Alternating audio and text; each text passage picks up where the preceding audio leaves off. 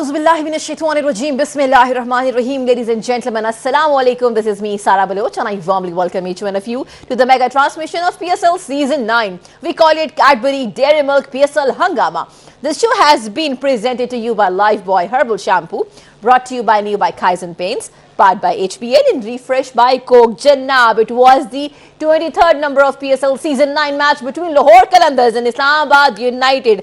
जनाब वो कहते हैं ना कि कुफ्र टूटा खुदा खुदा करके, तो आज जनाब 23rd मैच में finally Lahore Qalandars the defending champion 2 साल से कंसेक्टिवली डिफेंडिंग चैंपियन थे, और सबको जितने भी लाहौर कलंदर्स के फैंस हैं दुनिया भर में जहाँ जहाँ बसते हैं, शाहीन के चाहने वाले सब ये चाह रहे थे कि कोई मैच तो जीतें। बेशक they are not there unable to qualify now for the playoffs, but at least finally आज का ये मैच जीते। जनाब लाहौर कलंदर्स आई बल्लेबाजी की 162 टोटल स्कोर दिया 7 विकेटों के नुकसान पे। इस्लामाबाद यूनाइटेड आया, समझ में नहीं आया कि what went wrong with Islamabad United, because 18.5 over यानी 20 ओवर्स भी नहीं खेले, all out just they could make 145 runs on board.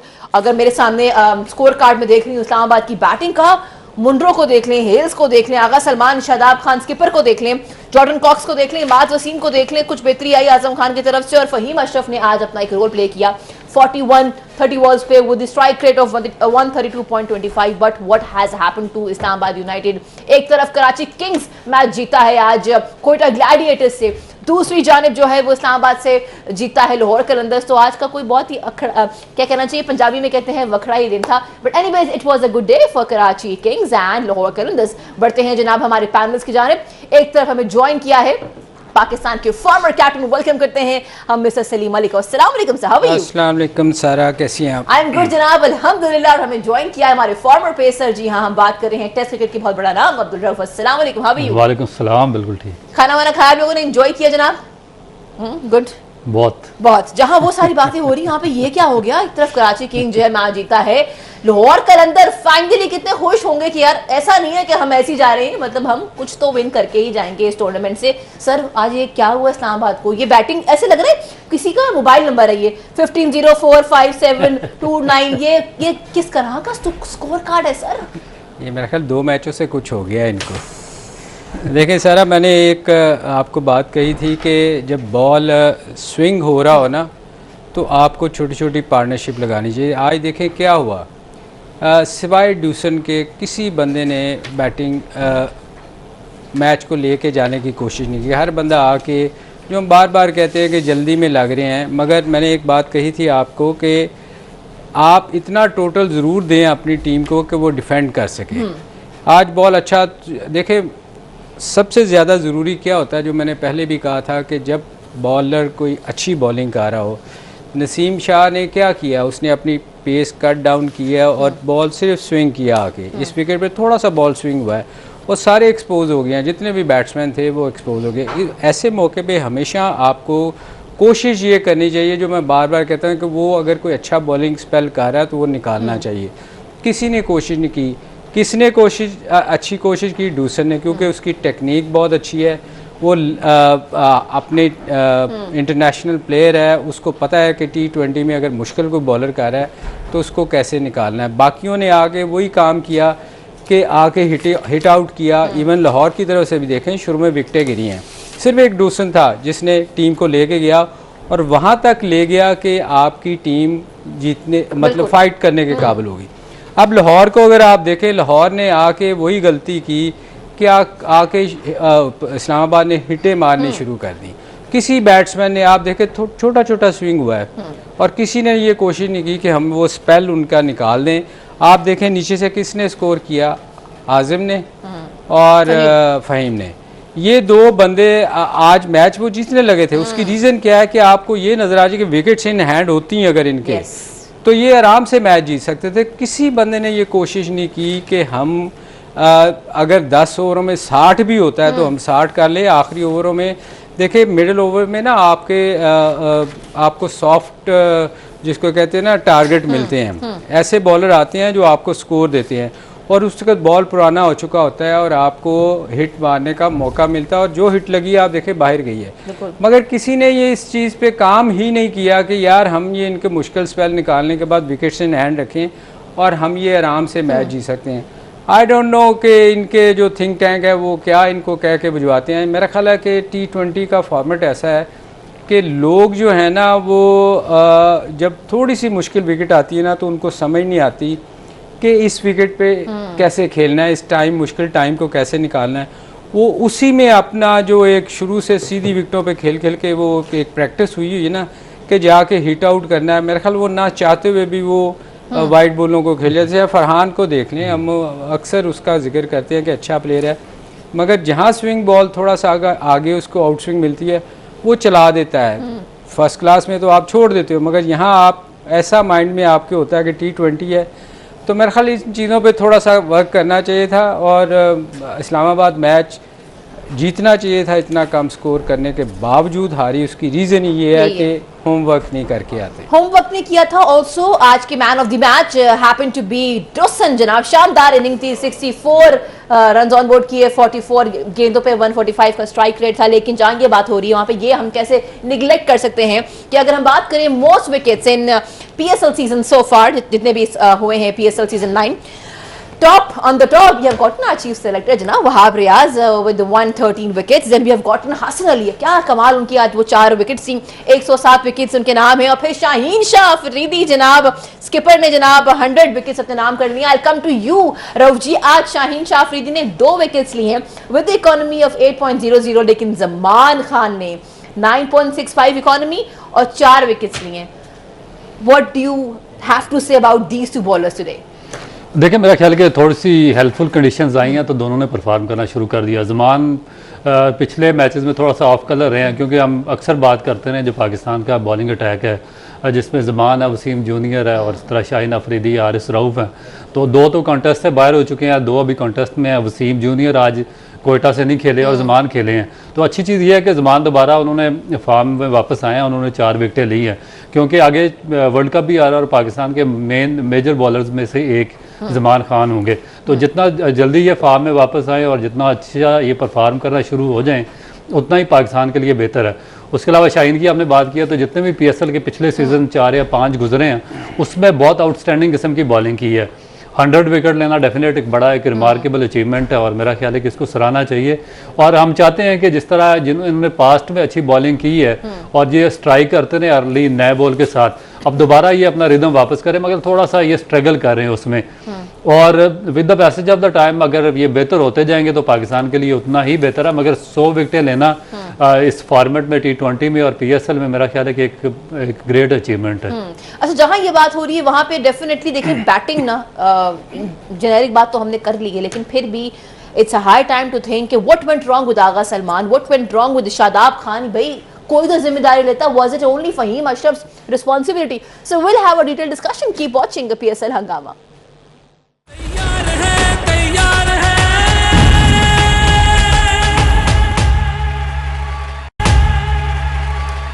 Welcome back. You've been watching our special transmission of PSL Season 9. We call it Cadbury Dairy Milk PSL Hangama. The show has been presented to you by Lifebuoy Herbal Shampoo, brought to you by Nearby Kaizen Paints, powered by HPL and refreshed by Coke Janab. We were having a discussion कि ठीक है जी, Islamabad United आज आया, उनका top order, उनका middle order, nobody could actually perform better, लेकिन फहीम अशरफ शायद इफ्तिखार की तरह अपना रोल प्ले कर सकते थे, पावर हिटिंग दिखा सकते थे, मैच फिनिशर साबित हो सकते थे। Sir, I come to you, अगर हम उनकी टेक्निक पे बात करें, वो क्या गलती हो गई उनसे कि वो जनाब 41 की इनिंग्स के बाद बस आउट ही हो गए? देखिए ऐसे मौके पे नहीं जी बोले नहीं, sorry sir, you may continue. मैं देख रही हूँ, मेरे पास नॉट आउट आ रहे हैं फहीम अशरफ, नॉट आउट ही रहे हैं वो।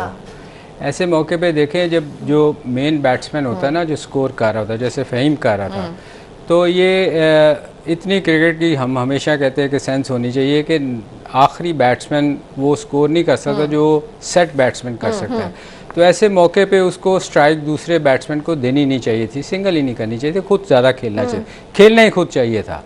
और वो उसने मेरा ख्याल चूँकि वो ऐसे एक्सपीरियंस से कभी गुजरा नहीं, उसको इस चीज़ का आइडिया ही नहीं कि ये सामने वाला तो कुछ कर नहीं सकेगा, तो ये स्ट्राइक मेरे अपने पास रखनी चाहिए। तो मेरा ख्याल वो यहाँ सबसे बड़ी गलती उसने ये की कि स्ट्राइक सामने वाले बैट्समैन को दे दी। जो कि नया बैट्समैन टेल एंडर तो कुछ नहीं कर सकता, ये भी बेसिकली तो टेल एंडर ही है, मगर ये अच्छा खेल रहा था, पावर हिटिंग कमाल की। तो इसने जब अच्छा खेल रहे थे तो उससे फ़ायदा उठाना चाहिए था, और उसने ये कोशिश की कि यार ये तो हम मैच जीतने लगे हैं, सामने वाले को सामने ले आए, मतलब ये इससे तो बज़ाहिर यही नज़र आता है ना कि आपने खुद ही मैच अपने हाथ से निकाल दिया। तो rather he should have stared at the strike, ताकि वो जिम्मेदारी स्ट्राइक करनी चाहिए थी ना, क्योंकि आप मेन बैट्समैन आप हो, आप अच्छा खेल रहे हो, और आपने उस बैट्समैन को सामने ले आए हैं जो अभी आया है और ना उसने बॉल खेली है, तो वो कहाँ से स्कोर करेगा। ये मेन गलती जो होती है बैट्समैन उसने जो की है, वो मेरा ख्याल है शायद वो टेल एंडर जैसे मैंने कहा कि है, उसको आइडिया ही नहीं है। अच्छा, जहां हम ये बात कर रहे हैं वहां पे ये भी देखना है कि आज मैच के हवाले से बात नहीं है, लेकिन हाँ थोड़ी बहुत पीएसएल का एतबार है इसके अंदर शामिल। वो ये जनाब पीसीबी में अब जनाब कुछ चेंजेस आएंगे, जैसे कि कहा था हमारे पीसीबी के चेयरमैन ने कि of course there are going to be changes now. ठीक है, अब चेंजेस ये है कुछ कि एक तरफ नाम तजवीज़ किया जा रहा है डेरेन सेमी का, और दूसरी जानिब माइक हेसन का, और तीसरी जानिब विव रिचर्ड की अगर हम बात करें तो मेंटोरशिप प्रोग्राम के लिए उनका नाम भी कंसिडर किया जा रहा है। I come to you gentleman. Rauf ji, मैं आपसे पूछूंगी, जाहिर सी बात है मोहम्मद हफीज़ पहले ये देख रहे थे, हेड कोच थे वो, अब somebody has to come and you know has to take the in charge। तो ये जो नाम सामने आ रहे हैं, पाकिस्तानी नाम नहीं है ये, ठीक है जी, of course all time great Viv Richard तो हैं, लेकिन आपकी क्या इसमें फीडबैक है, कोई पाकिस्तानी होना चाहिए या again we want somebody from abroad? देखिए, इसमें 2-3 इशू आ जाते हैं, क्योंकि देखिए आप इससे पहले मिकी आर्थर थे, काफ़ी अर्सा वो पाकिस्तान टीम के डायरेक्टर रहे हैं और हेड कोच रहे हैं, मगर प्रॉब्लम ये था कि जब सेकंड टाइम उनको कॉन्ट्रैक्ट दिया गया तो वो इंग्लैंड से बैठकर यॉर्कशायर से पाकिस्तान टीम की कोचिंग कर रहे थे, और वहाँ पर बैठ के ऑनलाइन कोचिंग करना मेरी तो समझ से बाहर है। और उसके बाद जो बड़े मेगा इवेंट आए थे उसमें वो आ जाते थे, 1-2 दिन पहले पाकिस्तान टीम को ज्वाइन करते थे, उसका रिजल्ट एक डिज़ास्टर की सूरत में निकला एशिया कप में और वर्ल्ड कप में। उसके बाद फिर उनको सैक किया गया, और उसके बाद पाकिस्तान क्रिकेट बोर्ड ने एक और ब्लंडर किया, उन्होंने मोहम्मद हफीज़ को डायरेक्टर लगा दिया। अब प्रॉब्लम ये है कि जो अगर मिकी आर्थर को लगाया तो कोई सेंस बनती, इसलिए कि वो डेवलपमेंट का काम काफ़ी नीचे लेवल पे इंग्लैंड में और बाकी कंट्रीज़ में कर चुके हैं, काउंटीज़ लेवल पर और नीचे। क्योंकि जब आप डायरेक्टर का काम करते हैं तो उसके लिए आपको जो ग्रास रूट स्ट्रक्चर होता है या आपका इंफ्रास्ट्रक्चर होता है उसके साथ आपका जुड़ा रहना बहुत ज़रूरी होता है। अगर आपने वहाँ पर काम किया तो फिर आप बेहतर तौर पर इंटरनेशनल टीम के साथ काम कर सकते हैं। अब क्योंकि अगर मिकी आर्थर को रिप्लेस करना था तो फिर उसी लेवल के एक आदमी को, उतना ही हाईली एजुकेटेड आदमी होना चाहिए था जिसका एक्सपीरियंस होना चाहिए था इस शोबे में, तो उसको रिप्लेस करते। मगर हफीज़ को टोटली इनएक्सपीरियंस था इस मामले में, उसने जस्ट क्रिकेट से रिटायरमेंट ली और अभी भी कई लीग्स में वो क्रिकेट खेल रहा था, तो उसको डायरेक्टर का रोल दे दिया और हेड कोच का रोल दे दिया। फिर उसने आगे मजीद ब्लंडर क्या किया कि जो उसके अपने दोस्त थे, जो उसके रीजन के थे, सईद अजमल, उनको स्पिन बॉलिंग कोच लगा दिया और ऑस्ट्रेलिया ले गए जहाँ पर स्पिनर आपने खिलाई नहीं तीनों टेस्ट मैचेस में। फिर उमर गुल को उसने लगा दिया, वो एक और इन एक्सपीरियंस, तो उनको साथ उन्होंने बॉलिंग कोच लगा दिया। अब प्रॉब्लम ये आ रहा है कि अगर आपने हफीज़ को रिप्लेस करना है तो फिर आप कोई ऐसे बंदे को, क्योंकि ये बड़ा सेंसिटिव जॉब है, इसका ताल्लुक ना सिर्फ पाकिस्तान क्रिकेट के साथ है, टीम के साथ, बल्कि नीचे ग्रास रूट और डोमेस्टिक सिस्टम के साथ भी है। जब तक आपको पूरा नॉलेज नहीं होगा नीचे इंफ्रास्ट्रक्चर का, आप पाकिस्तान टीम की ना मेंटोरशिप कर सकते हैं, ना सही तौर पर डायरेक्शन दे सकते हैं, ना डेवलपमेंट कर सकते हैं, ना कोचिंग कर सकते हैं। तो अब मैं ये 2 नाम है, मेरा नहीं ख्याल कि डेरेन सेमी इतना सीरियस है। मैं T20 में कभी कभार उनको देखता हूँ ड्रेसिंग रूम में, वो अजीब तरह की हरकतें वगैरह करते हैं जिसकी वजह से उनको फेम शेम मिल जाता है, मगर मुझे नहीं पता कि कोई इतना ज़्यादा डीपली वो इंजेक्ट हैं सिस्टम के साथ या डेवलपमेंट का उन्होंने वेस्ट इंडीज़ में या किसी और कंट्री में काम किया कि उनका नाम आ रहा है। माइक हेसन भी इसी तरह, वो भी कोई इतने बड़े आप उनको नहीं कह सकते। तो अब देखें कि पाकिस्तान क्रिकेट बोर्ड की क्या सोच है, क्या थिंकिंग है, और वो किस लेवल पे सोचता है, अपना डेवलप करता है, अपना कोई बंदा लाता है, या फिर इन पे डिपेंड करता है, ये तो उन पे डिपेंड करता है। देखिए, विव तो बहुत बड़ा नाम है, इसमें कोई शक नहीं, दुनिया में उससे मेरा फेवरेट है, उससे बड़ा कोई मैं नहीं समझता कि मुझे नहीं अच्छा लगता, मेरा फेवरेट है। बाकी दो प्लेयर है, मेरा ख्याल पहले क्या कभी उनकी कंट्री ने उनसे कभी कोई काम लिया है? मेरा ख्याल उनको तो लीगों में सही तरह नहीं खेलना आता था, तो ये उनको अगर उन लोगों के नाम ले रहे हैं तो मेरा ख्याल है ये पाकिस्तान के साथ ज़्यादती होगी। पाकिस्तान बहुत सारे लोग ऐसे हैं जो पाकिस्तान में उनसे बड़े नाम हैं और दुनिया में और भी बहुत सारे लोग हैं, मगर इन्होंने अपनी कंट्री से बहुत कम खेला है, इनको तो वहाँ जगह नहीं बनती थी, और ये पाकिस्तान का एकेडमी में मेंटोर लगा रहे हैं, मेरी समझ से बाहर है। अगर मुझे नहीं लगता, मैं आपको बताऊं, र्यूमर्स ज़्यादा होती हैं अखबारों में या आपको जो सुनने में आता है वो चीज़ें मुख्तलिफ होती हैं। ठीक है जी, अखबार की खबर है, हमने शेयर की आपके साथ। Will have a discussion, if not these coaches then who can they think you know can become a better head coach for Pakistani team. Keep watching PSL हंगामा।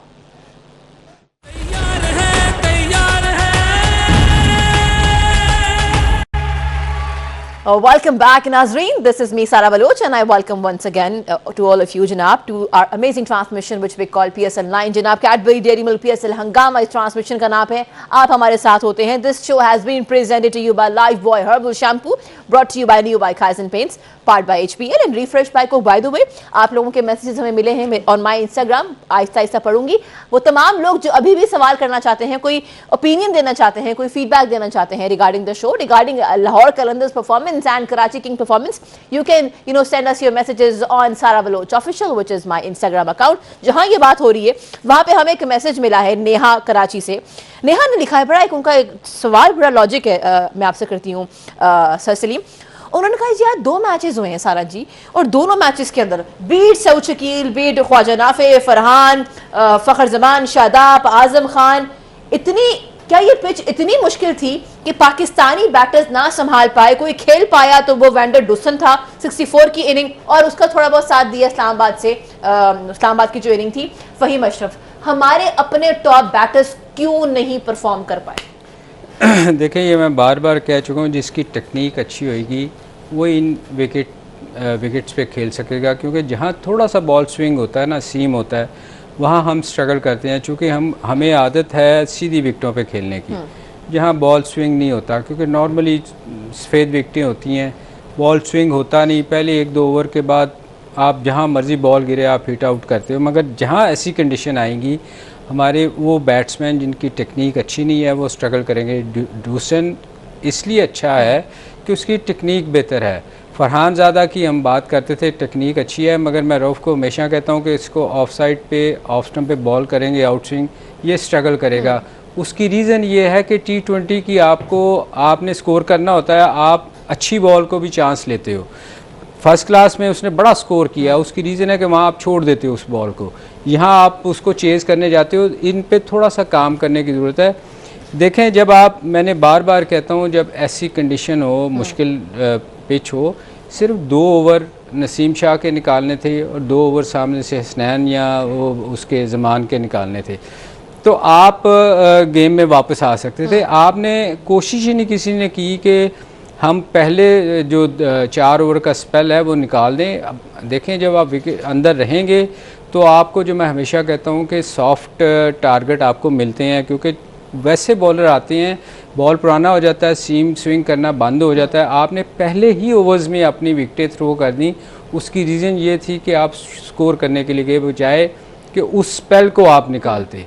तो ये दोनों टीमों से हुआ है, और इस्लामाबाद को तो बिल्कुल पैनिक नहीं करना चाहिए था, इसलिए कि उनके सामने एक छोटा टारगेट था, मगर उन्होंने वो इतना पैनिक हो गए थे कि हम जल्दी से कोशिश करें।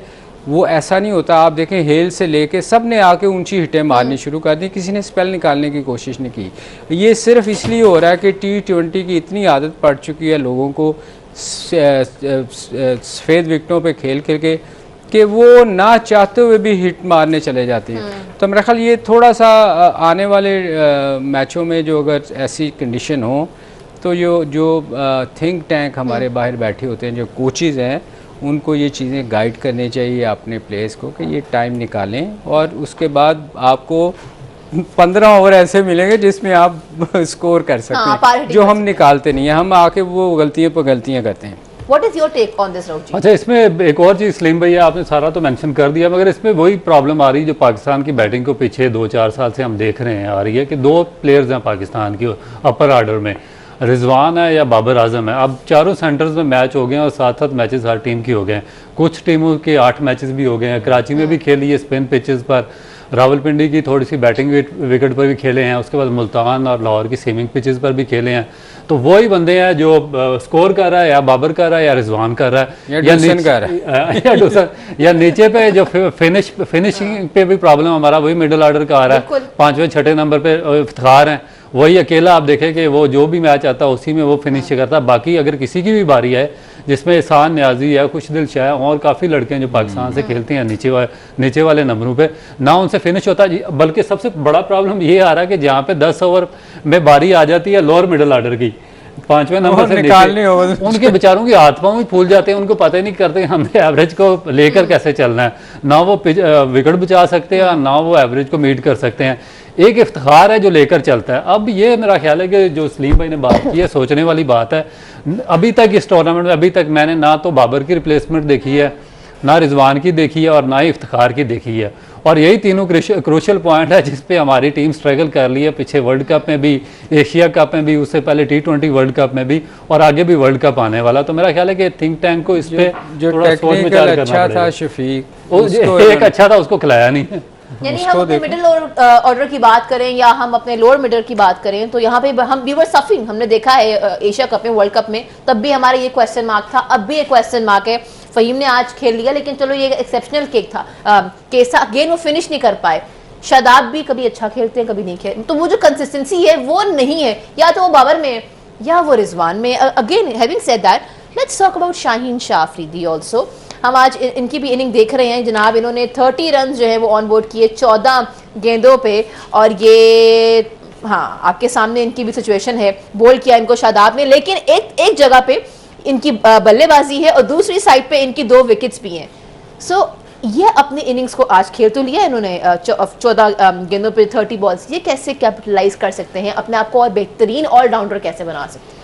देखिए, मेरा नहीं ख्याल कि पाकिस्तान टीम में मैं इनको ऊपर आते देख रहा हूँ, क्योंकि पाकिस्तान के पास मिडिल ऑर्डर स्पिन बॉलिंग में भी हैं और फास्ट बॉलिंग में भी हैं। तो इनका नंबर पाकिस्तान टीम में तो वही चलेगा, या नंबर 8 पे आएंगे, नंबर 9 पे आएंगे, या 10 पे या 11 पे।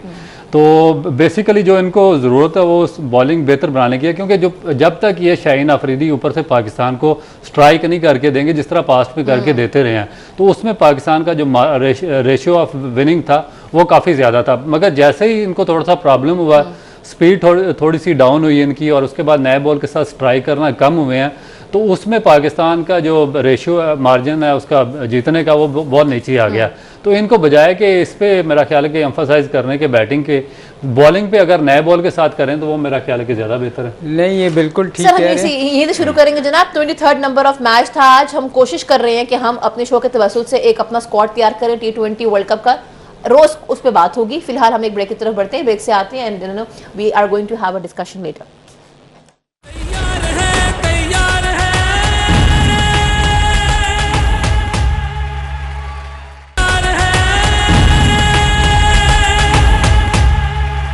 Welcome back. You've been watching our special transmission of PSL Season 9. We call it Cadbury Dairy Milk PSL Hangama. This show has been presented to you by Lifebuoy Herbal Shampoo, brought to you by New by Kaizen Paints and powered by HPL. Refreshed by Coke as well. जनाब, कल 24th number of match है between Karachi Kings and Islamabad United. याद रहे कि आज Karachi Kings ने fight back किया, आज वो जीते, और इस्लामाबाद जिनकी चांसेस थे वो जीत सकते थे आज, वो आज हारे।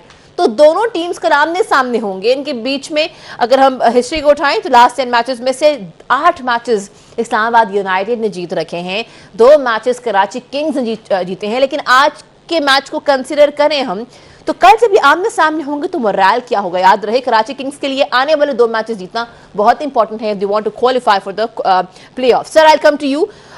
एक तरफ जनाब हमारे पास शान मसूद हैं, दूसरी जानिब शादाब खान, दोनों के लिए मैचेस बहुत इंपॉर्टेंट हैं। क्या लगता है आपको कल किस तरह का ये मैच होगा? क्या नोयत होगी? क्या होने वाला है? दोनों बड़े कप्तानों का मैच है। दोनों बड़े कैप्टन का मैच है। On a lighter.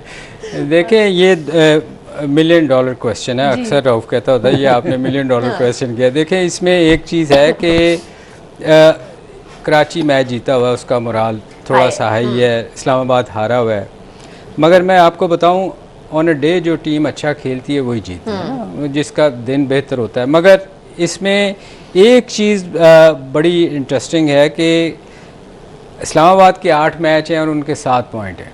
मैं आपको कहा था उस दिन भी कि एक पॉइंट बड़ा वाइटल होएगा। आप देखें, इस्लामाबाद इसके कराची के 6 पॉइंट्स हैं और उनके 7 मैच हैं।